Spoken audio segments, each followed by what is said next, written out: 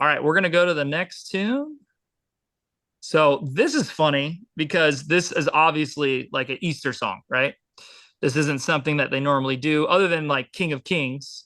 King of Kings is definitely, one that we've probably all played. But the cool thing about this version is it's very open to interpretation. Like that beginning part, it's just all on the one. There are some changes, and once again, those subtleties, right? So I'm going to talk to the bass players right now. But as a bass player, there's these little subtle changes. If you're a guitar player and you're just holding the A or the one chord, and maybe even going to the four whenever it goes, or just adding that little triad change. It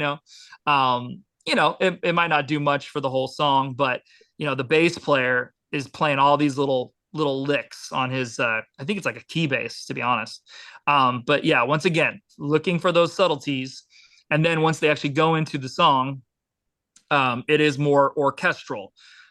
So as a guitar player, if you are going to do something that's more orchestral, maybe it's playing more things that are staccato, or I don't know if you guys ever seen those like electric, not electric. They basically The they vibrate the vibration. string. Yeah, they Hmm. vibrate the string, so it almost sounds like you're using a bow.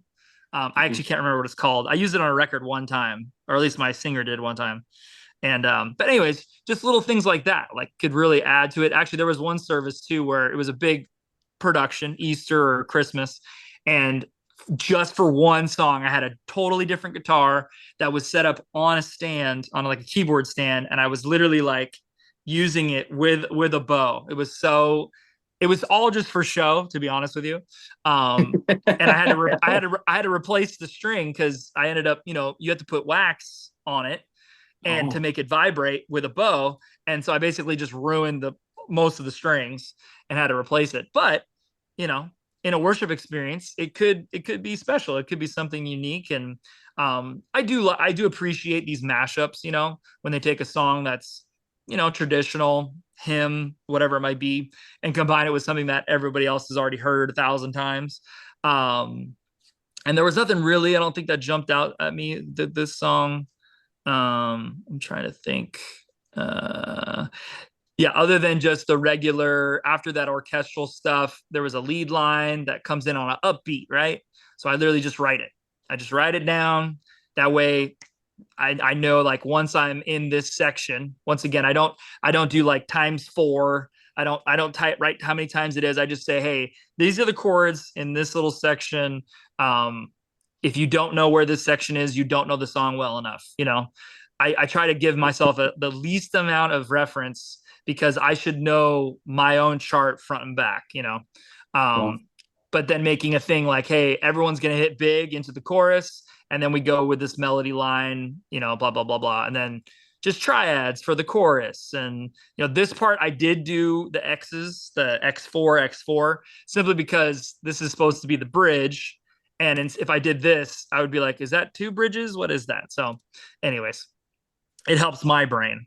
But for you guys, if you guys were just using the charts, looking at if it was the number system, great, cool. If it's just the normal everyday chart, then hey, you got the chords there. Maybe you have a special thing you do with the G chord on this song, or maybe you like to play the D over F sharp a certain way. That's not basically the traditional one. Um, but yeah, once again, kind of a cool mashup thing. Very special. It's a specialty kind of song because it was kind of like an Easter thing. That's at least what Father's House does with it. So you might not see this song ever again until next Easter. But the cool thing is that there might have been something in this version, in this mashup, that you could apply to the regular King of Kings. So once again, finding those nuances, applying them. I don't know if you guys do this or struggle with it, but a lot of times, yes, you have a lead line, yes, you have a guitar part, or maybe even a certain sound, right? I feel like the sound is probably the most obvious place that you can do your own thing, be creative. make your own sound, right? But don't be afraid to do the same thing in the notes, in the guitar parts, and in if you have a chord shape that you love to play, and you think it's like, oh, this is gonna be the best thing ever for this song at this part, like do it. And I highly doubt anyone's going to nitpick, but if they do, it might be the music director. It might be somebody who's in charge of the sound. But don't hesitate to apply those things, because when in doubt, you're there for a reason. You're there to do your own worship, and that is another element of that. So, you guys have any thoughts on that song? Oh. Cool.